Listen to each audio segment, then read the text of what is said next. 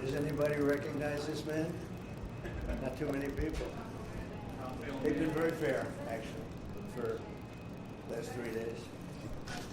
President Trump, are you going to have a green light for another attack in Iran?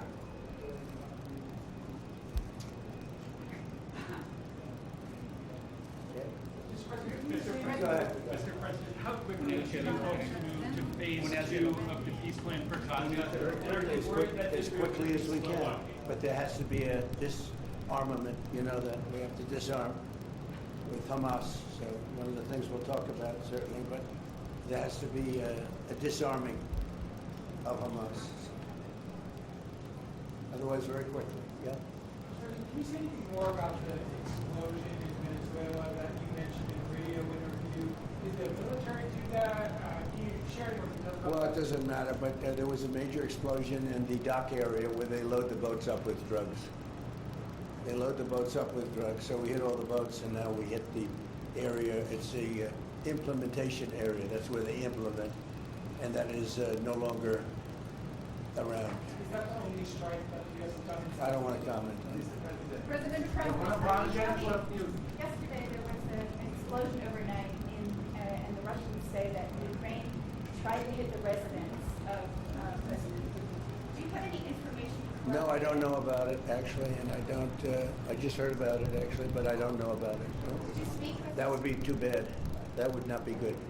What was the outcome of your telephone call with President Putin this I had a morning? very good talk this morning. I waited till this morning because it was pretty late by the time we finished, like 2:30 in Russia, 2:30 in the morning. And we had a very good talk. We spoke at 8 o'clock in the morning hour time, and it was a very productive talk. I mean, we have a few very thorny issues, as you can imagine. He knows about thorny issues probably better than anybody in the world, but it's working out. We have a couple of issues that we're going to get resolved, hopefully, and if we get them resolved, you're going to have peace. You're going to have Ukraine. They're losing 26,000 soldiers a month. Can you believe it? A month, 26,000 young, beautiful soldiers, and plus some people in Kiev, and relatively small, but a lot, you know, still people, and it's a lot of people. But 26,000 soldiers were killed last month. Yeah, please. President Trump, are you going to allow Turkish forces, or do you expect Turkish forces to be stationed in Gaza? So I have a great relationship with President Erdogan, and we'll be talking about it. And if it's good, I think that's good. And a lot will be having to do with Bibi. We're going to be talking about that. But Turkey's been great, and he's been, you know, excellent as far as I'm concerned. I don't know about you. To me, he's been very good. Can we get another question? Sure. Yes. Can you tell me a little bit about your relationship with Prime Minister Netanyahu and how important it is for you to see him be pardoned by the Israeli president? Look, he's a wartime prime minister. He's done a phenomenal job. He's taken Israel through a very dangerous period of trauma. Israel, with other people, might not exist right now, if you want to know the truth. That's a pretty big statement, but it's true. I feel that. You had the wrong prime minister. Israel right now would not exist because they were met with a force the likes of which very few countries could have handled, and we worked together, and we were extremely victorious, to put it mildly. Now I hear that Iran is trying to build up again, and if they are, we're going to have to knock them down. We'll knock them down. We'll knock the hell out of them. But hopefully that's not happening. I heard Iran wants to make a deal. If they want to make a deal, that's much smarter. You know, they could have made a deal the last time before we went through, you know, a big attack on them. And they decided not to make the deal. They wish they made that deal. So I think, again, they should make a deal. They want to make a deal, but sometimes that doesn't happen. Yeah, please. Mr. Trump, WMLH 24 News Israel. Would you support the overthrow of the Iranian regime? Who? Iranian regime. I'm not going to talk about overthrow of a regime. They've got a lot of problems that are in. They have tremendous inflation. Their economy is bust. Their economy is no good. And I know that people aren't so happy, but don't forget, every time they have a riot or somebody forms a group, little or big, they start shooting people. You know, they kill people. And the people tend to, I've watched this for years. There's tremendous discontent. They form 100,000, 200,000 people. All of a sudden, people start getting shot. And that group disbands pretty quickly. So I've watched it for years. They're vicious, vicious people, yeah. Mr. President, that's what I want to do. Will you support an attack, Israeli attack on Iran if Iran will not have a deal? If Iran will continue with their ballistic missiles and also nuclear weapons? If they will continue with Yeah. the missiles, yes. The nuclear, fast. Okay? One will be yes, absolutely. The other was, we'll do it immediately. Mr. President, one of us from Channel 12 News. What are your plans regarding Gaza for the next few weeks? Well, we're going to be dealing on Gaza. That's why this very great prime minister is here right now. We're talking about Gaza. We're talking about a lot of things. We have about 5 major subjects that we're discussing, and Gaza will be one of those subjects. Mr. President, can you guarantee that the last hostages, Anne Philip, will be released before we continue to the second phase of the Gaza plan? Well, let's put it this way. Every hostage just about that's been released was released because of me, Steve Witkoff, Jared Kushner, my whole team, Marco Rubio, Pete Hegseth. They were all released because of us. None were released in the Biden administration, none. They were all released because of us. Then we had a lack of releases with respect to the dead. And all of a sudden they started coming back because I said, nope, you said you were going to. We have one wonderful young man whose parents are right now inside. And he's, what beautiful parents, a beautiful brother, sister, and like a beautiful family, and they're waiting for their son. It's the only one left, and we're doing everything we can to get his body back. And the parents just said, hopefully he's alive. And I said, I'd love you to think that way. Okay? So we're doing everything we can. Do you have President Trump? But then think of it. Out of all of these people, and I'm not just talking about the final 20. Right. Look at all of the people. What do you think the total number is? 255. 255. 254 came out, one more. Think of that. And we got them all. President Trump, Nobody else got them. President Trump, does the reconstruction of Gaza, President Trump, does the reconstruction of Hold on one Gaza, second. Y'all do you. Just let her go. does the reconstruction of Gaza will begin even before Hamas is disarmed? I think it's going to begin pretty soon, yeah. Before Hamas is He's disarmed? looking forward to it, so am I. Look, what a mess. What a mess it is. And it's been a mess for centuries. Really. It's been a mess for a long time. It's seems to be born for that, but we're gonna straighten it out. No, we're already starting certain things. We're doing things for sanitary conditions and others. But Gaza's a tough place. You know the expression, it's a tough neighborhood. It's truly a tough neighborhood. Yeah, you had a question in the back? Go ahead. Yeah, please, go ahead. I'll ask you about the relationship between you and the Prime Minister. What about it?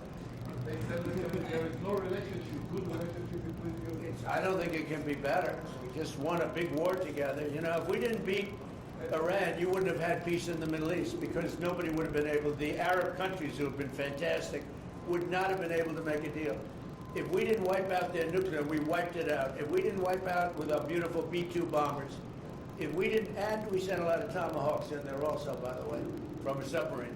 And what about the embargo that the president of Israel needs to give the prime minister? A pardon? The pardon. Oh, I think he will. How do you not? He's a wartime prime minister who's a hero. How do you not give a pardon? You know, I think it's a very hard thing not to do it. I spoke to the president, and it's on. I mean, he tells me it's on its way. You can't do better than that, right? Please. Mr. President, could I follow up on Venezuela? Was the facility taken out by the U.S. military, or was it another entity like the CIA? It was well, I don't want to say that. I know exactly who it was, but I don't want to say who it was. But you know, it was along the shore. Mr. President, have you or anyone in your administration talked to Maduro recently? Well, I spoke to him Recently? pretty reasonably, but nothing much comes of it. Yeah. Mr. President, can you explain the You importance have to understand what he's done. They've sent billions of dollars of drugs in.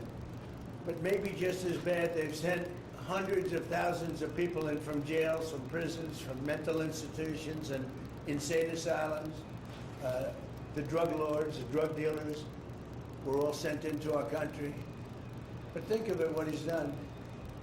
Tren de Aragua, probably the worst gang. They cut off people's fingers. One man made a phone call to complain about them. He cut off their hand. They cut off his hand.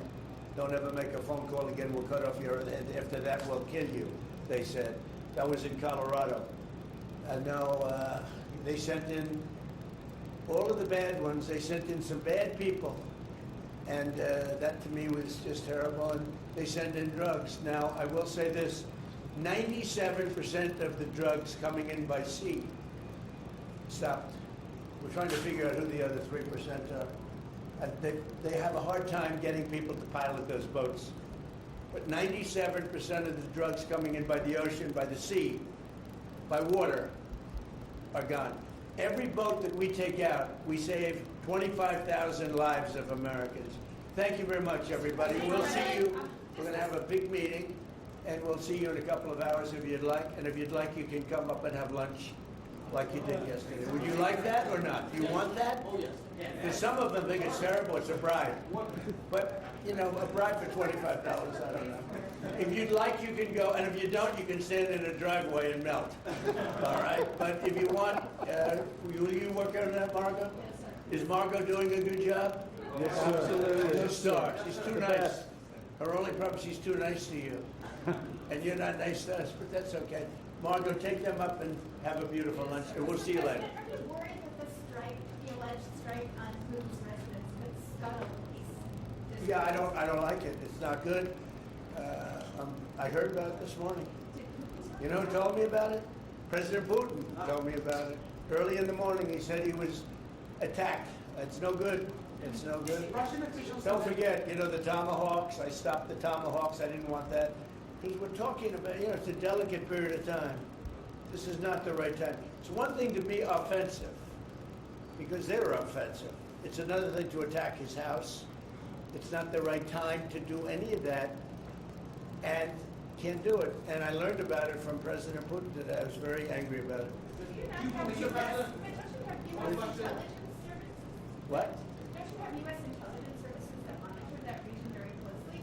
Is there any evidence? Well, that the it US came out, well, we'll find out. I mean, you're saying maybe the attack didn't take place. It's possible too, I guess. But President Putin told me this morning it did. One question, Mr. President. Can you expound on the importance of a strong relationship with the State of Israel? And Mr. Prime Minister, you called President Trump the strongest friend for the State of Israel. You've worked with numerous administrations, numerous presidents. Can you expound on that and what makes President Trump such a strong friend for the State of Israel? I'll say it again and again and again. We've never had a friend like President Trump in the White House. It's not even close. And I think you can judge that by not merely by the frequency of our meetings, but by the content and the intensity. I think Israel is very blessed to have President Trump leading the United States, and I'll say leading the free world at this time. I think it's not merely Israel's great fortune. I think it's the world's great fortune. Well, I just want to say that it's very important who the Prime Minister and President of Israel is. We have a great relationship. It was an honor to speak before your leaders. That was a great honor for me. I think it has not happened before, or something they told me. Right. But the relationship's been extraordinary, and Bibi's a strong man. He can be very difficult on occasion, but you need a strong man. If you had a weak man, you wouldn't have Israel right now. Israel would have been, Israel with most other leaders would not exist today. They would not exist. And now they're stronger than ever. Yeah, please, sir. Are you going to ask Netanyahu to sign this agreement with Syria? Well, I hope he's going to get along with Syria, because the new president of Syria is working very hard to do a good job. He really is. I know he's a tough cookie, and he's, you're not going to get a choir boy to lead Syria. That's the one thing I want to say. So I hope they're going to get along, because, I dropped the sanctions on Syria because otherwise they wouldn't have had a chance. We want to see Syria survive. So we're going to be talking about Syria too. Thank you very much, everybody. Have a good time. Go have a good lunch. Thank you, Mr. President. After you hear these things, I think better to quit now. Thank you. Thank you.